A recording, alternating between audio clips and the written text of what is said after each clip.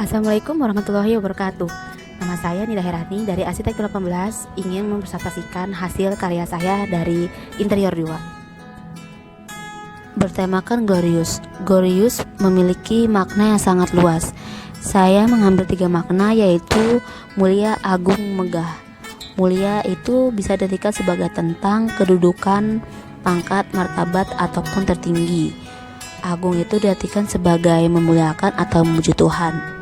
Megah diartikan sebagai tampak megahnya karena besarnya atau indahnya.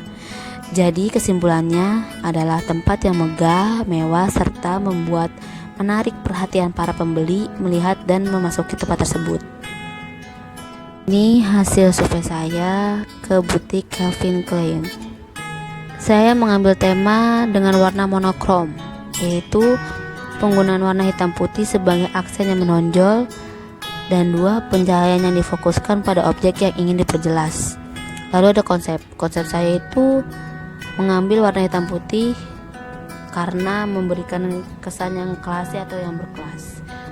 Kedua, lalu mengaplikasikan lantai marmer berwarna abu-abu dan memberikan kesan dingin. Ciri khas fasad dari Calvin Klein itu adalah identik dengan warna dasar hitam dengan sebagian besar kaca di sekelilingnya.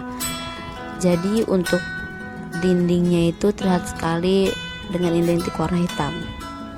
Lalu logo yang berwarna putih dan menyala. Lalu ada lokasi yang saya sudah survei untuk membuat butik tersebut.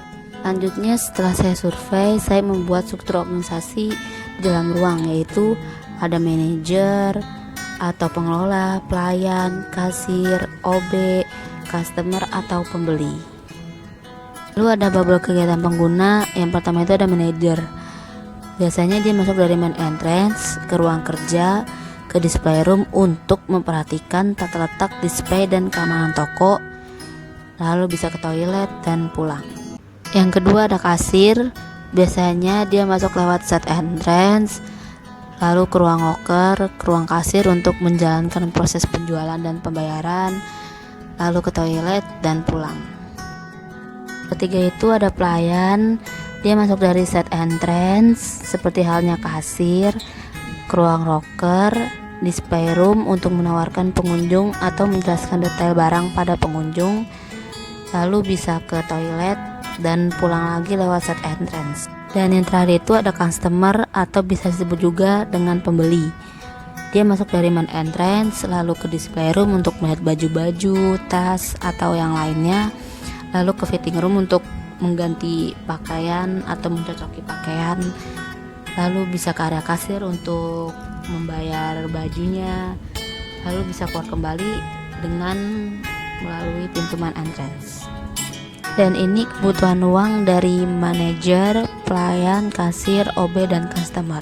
Ini untuk area titik lampu, di mana terlihat bahwa area display room ini lebih banyak menggunakan lampu, dan di area lorong pada ruang pengelola. Selanjutnya titik AC pada ruangan itu saya menambahkan pada ruang tunggu dan ruang display hanya sebagian. Lalu ada di ruang karyawan, di ruang manajer, ruang kasir, dan ruang fitting room. Ini area penempatan kolom-kolom pada butik.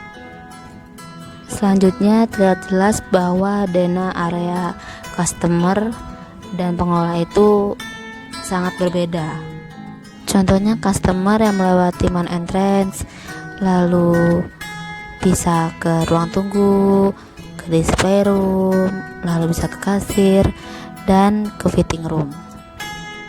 Lalu untuk karyawan bisa ke loker karyawan, ke gudang, lalu ke toilet, bisa juga membersihkan area manajer. Ini untuk potongan A-nya, saya menggunakan lampu gantung dari bahan kaca, menggunakan plafon standar, dan menggunakan double plafon di area display room dan di area ruang tamu untuk memperindah lampu hias. Lalu pemberian skatnya itu menggunakan bahan dari gipsum putih, tambahkan variasi pada dinding yaitu menggunakan keramik marmer, dan pengecatan warna putih sebanyak 3 kali. Meja kasir dengan bahan dari serbuk kayu yang dipadatkan lalu menjadi meja kasir, dan penambahan vegetasi pada ruangan untuk pengudaran alami, dan tidak hanya dengan memakai AC saja tetapi bisa dari tanaman-tanaman tersebut. Ini untuk potongan B-nya. Di samping kanan terdapat ruang karyawan yang lokernya menggunakan bahan dari besi.